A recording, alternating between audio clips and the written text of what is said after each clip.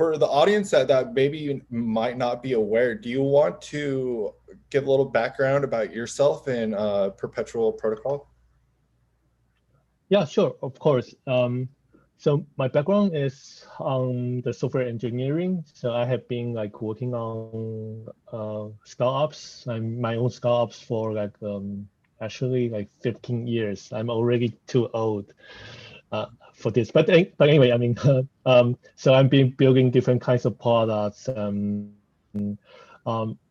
Actually my first company we did financial.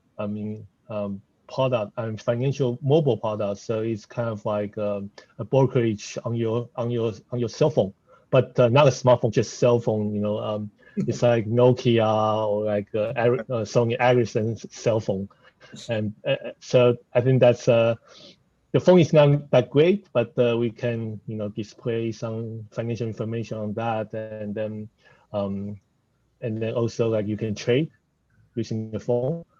So that's actually my first company. I have so I connect with like several like financial brokerage house, like banks using our service, and I think we end up like selling company to another like a big company in Taiwan. I'm based in Taiwan, and after that, I've been trying different things.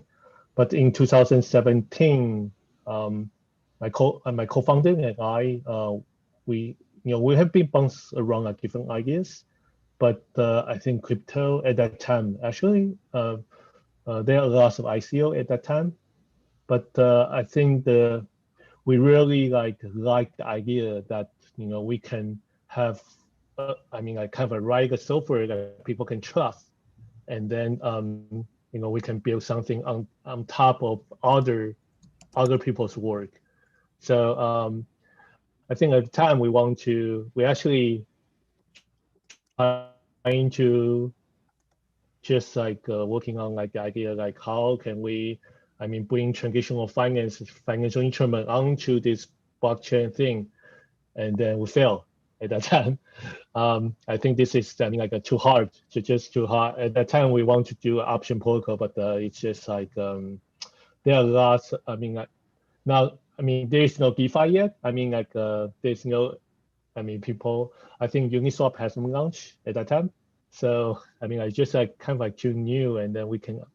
I think we are not communicate that well, but we still stay in the crypto.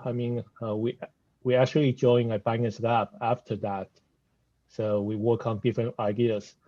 But in 2019 we decided that we should go back to DeFi. Yeah, so we actually try. We actually try to pick up our previous idea, and then I think Uniswap is doing really well, not as well as right now. It's kind of like super well now, but in 2019, Uniswap is picking up. People understand that AAM is so important. I think actually that's the missing piece that we don't really figure out in 2017. But Uniswap kind of like demonstrate that the AM actually work. It's easier to trade on chain using AM. So we try to combine AM into an option, which is too hard. So we pick another financial instrument, which is perpetual contract. So I think that's how the reason we work on the perpetual protocol. Yeah.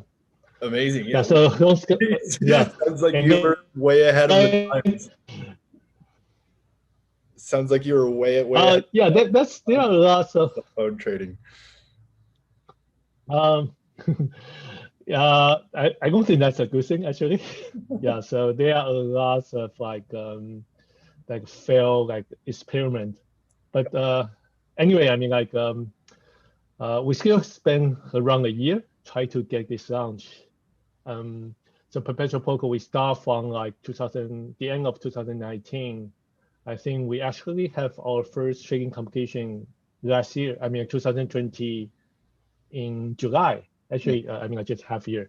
But at the time, I think that when we launch, we want to launch. We have a trading competition. It went well, but the problem is that the gas price at that time is like 500. Yeah. So if you want to open a position is cost you like $100 USD, which Right. is definitely not possible. So we actually, I mean, like stop the launch, and then we say that we are going to launch it on layer 2. So we work, you know, we try to find a layer 2 solution, and then we deploy that, and then try to make a lot of adjustment on our smart contract, and then it took like several months, and then we launched like last month. So yeah, it lots of. Yeah, I mean, it took more time than we think. Yeah, it takes much time more time.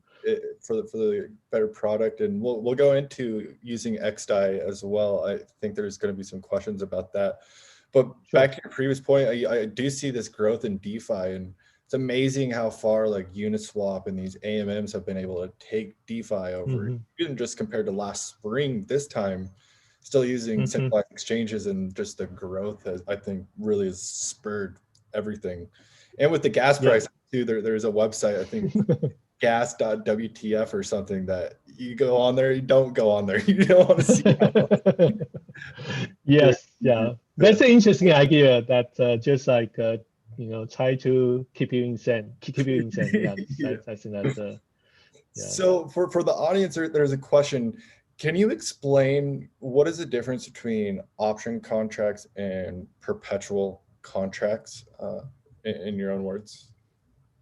Yeah, sure. So perpetual contract is different form of futures. So it's actually based on futures, but so most of the futures, I mean, like in traditional finance, there is a settlement. So it's like so they, I mean, like CME or other exchange, they have like different kinds of futures, and then I mean they have like quarterly, monthly, or you can even make it like weekly. So but it expire at some point of time. Yeah. So I think that's the futures. Perpetual, it's actually I think there are maybe some usage in traditional finance, but definitely not. I mean, not lots of people know about that. And I think BMax actually popularized this. So BMax is one of the earliest crypto exchange. They only do derivative. So perpetual contract is the one that they design. So how it works, like 8 hours funding rate. But if we want to explain this, it's actually just like a traditional futures, but it expires every day. So they try kind of like make it like continuously. So I think that's the perpetual contract. So people can trade on the perpetual. You got the advantage of futures. So you can trade by on average. So you can have like, you know, 5x, 10x, 100x leverage on top of perpetual. I think that's a good thing. It's much more efficient than trading on the spot market. Yeah. I think not a bad thing, but it comes with a cost, that the funding rate. So you have to watch out the funding rate. I mean, like when the market is very volatile, you have to, I mean, the funding rate will increase, and then you have to, I mean, like be careful about that. Sometimes the funding rate goes up a lot, and then you probably will get hurt.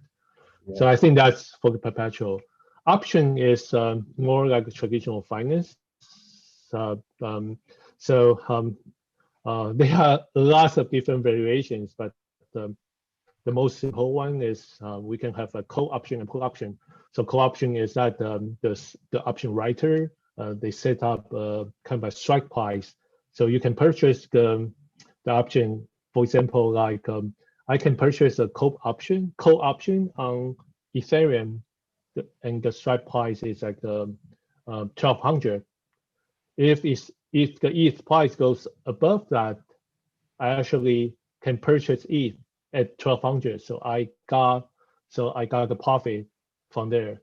So if it goes up to like 1,300, then I got $100 profit. So that's how it works.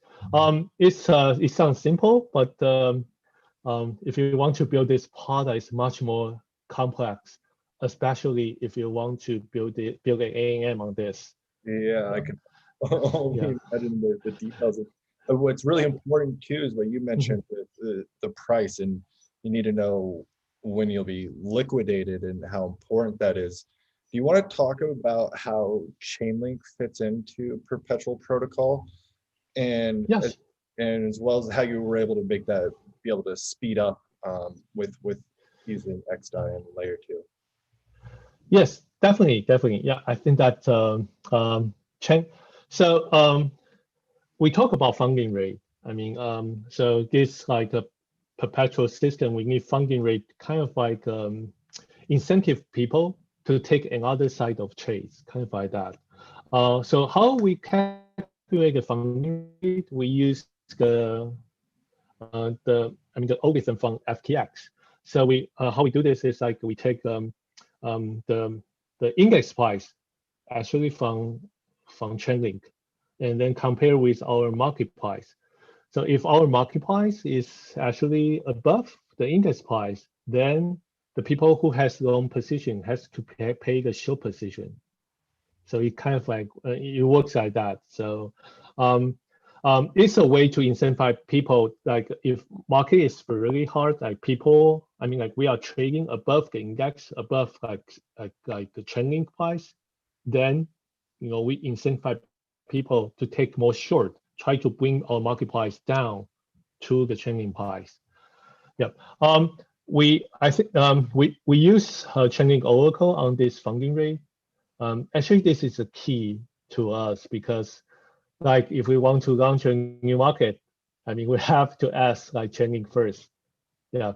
So, so I think that I mean, like our kind of like we want to launch as many markets as possible, but it's actually, I mean, like Chainlink already, I mean, like has a lot of choice. I mean, like different index we can use.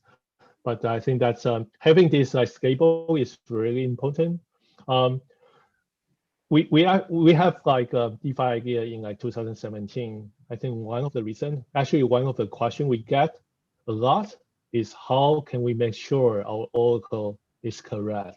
I think that's actually, I mean, the most question people will ask, all the investor will ask. At that time, Chainlink, I mean, there is Chainlink, there is also others. Chainlink is the top one at that time. But I think compared to that time, Chainlink, the Oracle Chainlink provide is much better than 2017. Now it's actually all decentralized. I mean, and that is really stable. I think, I mean, like you can see all the, I mean, like they have come from like different partners. I think that's really cool. I mean, people question about in 2017, if you rely on like one provider, what happens if it goes down? Actually, Oracle goes down all the time. But right now, I don't think people have this question anymore because it can, I mean, like Chainlink has all these like complex system that really working well. Yeah. So yeah, we are very happy to work with Chainlink. Yeah. It's a pleasure working with your team, and I'm really excited to see the growth throughout 2021 and more people playing with these products and really getting into what you're working on, because I think it's absolutely fascinating. Yeah, and again with like the oracles, especially with these platforms, are definitely very important. So that really makes you very unique. You kind of talked about what is the different markets that are on your platform. Where do you see, which ones are you looking for next, and where do you kind of see these going? You mean launching a new market, right? So I think we actually did some, so we have this like governments. So I mean, like people vote on our, I mean, on the next market. So we actually have a list of tokens that we want to launch. Yep. So I think we, most of them are DeFi tokens. I think I mean, the traders on our platform right now want to trade DeFi tokens. So I think that's the first thing we want to provide. Yeah. And also there are different areas that we want to try. Lots of people want to, I mean, like FTX, you can trade like Tesla or like US stock on on top of that, I think that's also something we want to give it a try as well. So I think Chainlink has those capability that you can, get all the data from around the world. So yeah, once you guys have those index, actually, yeah, we can trade those market. Yeah, very exciting. I think one of the advantage from Perpetual Protocol is that we can launch new market very, very quick.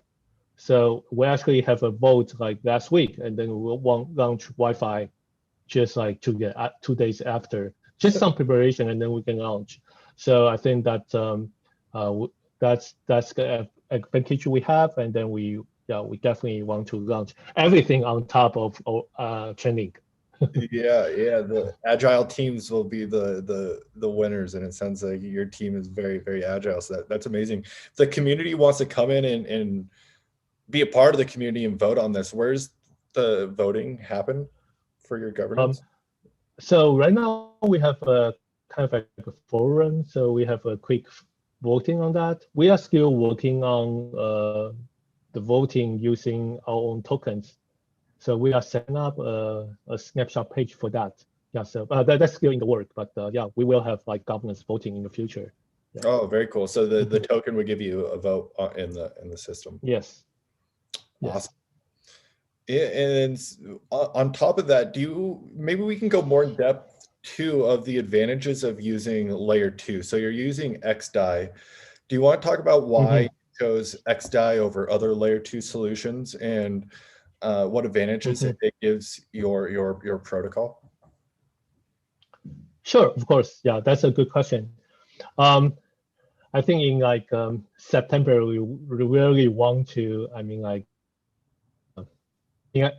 I said, the gas price is just crazy. Actually, the gas price is crazy like this week. But so we did a survey at that time. They are only kind of like, we only have like 2 choices. So XDAI they have been running on mainnet for like several months, and also Matic. So they are only 2 choices we have at that time, because we want to have a bridge between the ETH mainnet and also the layer 2 solution. We end up working with XDAI because like some members of our team is more familiar with XDAI, but I think these 2 are both, great solutions that you can use at that time or now. Yeah. So I think we spent like 2 months working on XDAI integration, and overall it's really great. We actually have we have so right after our integration with XDAI, we have another trading complication, just like testnet trading complication. It's like I think it's 2 weeks. For the, so there are lots of people. We give out tokens. We give tokens to traders, and they can trade. I think overall we spend on the money we spend on XDAI is like $14 USD. Wow. But if we are paying those transactions on chain, then on Ethereum mainnet is like 400K. That's yes, that's really a big difference. So on XDAI we actually pay the gas for our users because it's really not a big amount. Yeah, so I think that's really, really different. Amazing. Yeah, holy cow. Yeah. Yeah, so I think we're really happy to use XDAI. Move on to layer 2. I know this actually has some drawback, especially on the composability, but I think in the end this is a good move. I think we attract a lot of traders because we pay for the trading, we pay for the gas. I think that's the main reason people want to trade here. Yeah, if you want to be a high-speed trader, then definitely it would be more optimal to want to use this over paying. Actually, not high speed. Even if you are retail, you just want to, I know that is going up. I want to place an order, and then you see like, I actually try like another platform. I placed an order yesterday when the gas price is like 60. I mean, I spent like $75. I mean, 75 USDC. I mean, and then I placed an order like $200. So it doesn't really. I mean, it doesn't really make sense. I mean, for perpetual, if you want just, I mean, like the gas is just not comparable to like central exchange. Yeah, it's out of control for sure. Yeah. It's like just computer. Yeah, it's insane. Yeah, it's insane. Yeah. We have one question from the audience. Do you see a lot of institutional demand for these different leverage contracts? And is this something that they use currently in their function? To be honest, no, I don't think so. I mean, like institution, we actually try to talk to a lot of trading firm, but most of them are not really like into like DeFi, like derivative yet. I think most of the reason is that there are not lots of liquidity on top of here. I mean, like DeFi derivative. I think we need some time to build it up. But understand that why they don't want to trade, because central exchange, they got lots of liquidity there. But central exchange, I mean, like Uniswap take like a year. I mean, like maybe not even a year. Their trading volume is actually more than Coinbase. So I think it takes some time, but right now there is no institutional trader, but I 100% believe that they will probably like after 1 or 2 years. It's definitely on its way. With layer 2 and for perpetual protocol, how it's an AMM, how does liquidity work? Does it still be able to pull it from the main Ethereum, or where's the liquidity for the platform come from? Yeah, that's actually a good question. That so we have this. So I think the most different thing from, I mean, like that the perpetual protocol has is that we have this virtual AMM. So we design different kinds of AMM. We still use the XYK, I mean, model from Uniswap, but everything in our protocol is virtual, which means that we don't really drop the token into the pool. We actually have kind of like we set the number, we manipulate numbers on the pool, but we don't really drop the token there. It's a little bit hard to, I mean, like explain, but I think the result is that we don't need liquidity provider on our platform. You can think of our AMM is kind of like a buffer. So when, I mean, like you want to take a long position on ETH, you place your order in our AMM. We take the AMM, take the order, but it kind of like wait for another person to take a short in the future. So it kind of like a middleman or a buffer there. Yes. Yeah, so I think that's how we are different from other protocols. So we don't. So the good thing is that we don't really need a liquidity provider in our system. So, which means because there is impermanent loss from the liquidity. If you want to provide liquidity to Uniswap, you have impermanent loss. Right. If we can do like 10x on the asset, then you have 10x of impermanent loss. Yeah. Right. So that's actually a huge amount. But in our system, we don't have that, so we don't really need to consider that. What's the profitability of the liquidity provider? Yeah. So I think that's a good thing. Yeah. So yeah. So that's how it works, and then we don't really need liquidity provider. We kind of like we can program that liquidity. Yeah, that makes a lot of sense. Yeah, that's fascinating. Yeah. Really separates you from a lot of the other options that you see out on the market. So really exciting. before we wrap up, is there anything else that maybe we didn't talk about that you want to let the audience know about, or anything that we didn't mention? Yeah, I think that if the audience want to give you a try,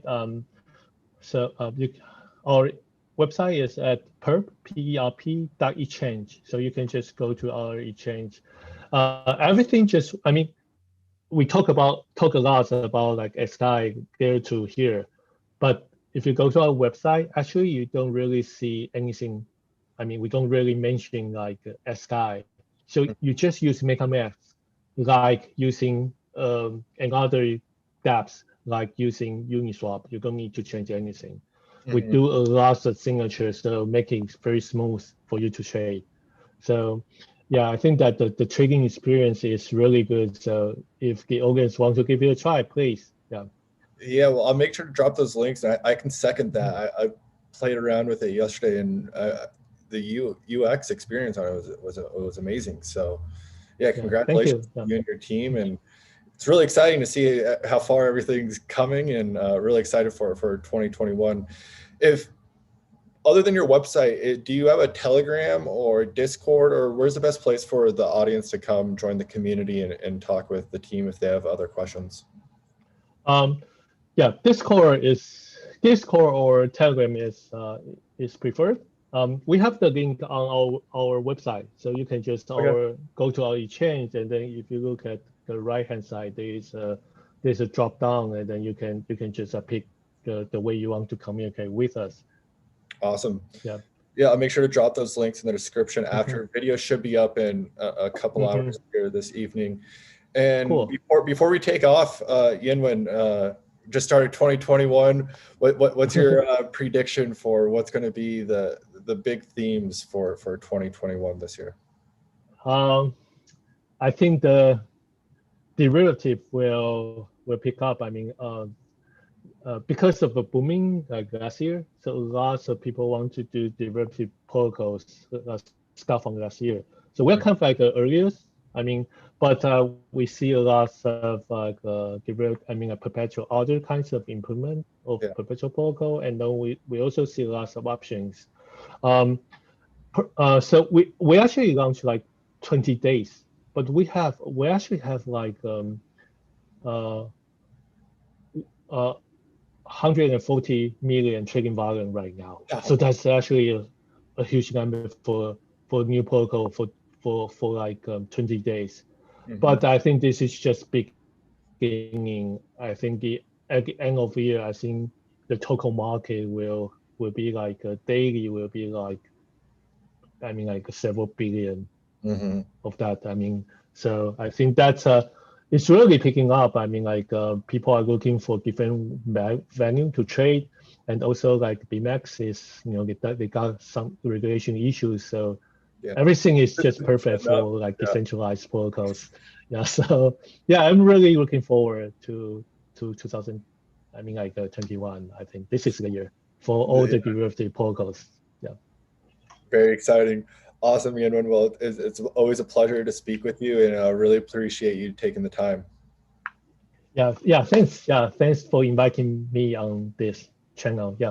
Yeah, of course. And everyone who's listening, thanks. I hope everyone had a nice holiday break and a happy new year. Really excited. If you want more, if you have other projects that you would like to come on for these AMAs, feel free to always reach out to me anytime. Make sure to give the video a like and subscribe to our YouTube channel to know whenever we'll go live. And otherwise, yeah, we'll see you all next time. Yeah. Thanks, Yinwen.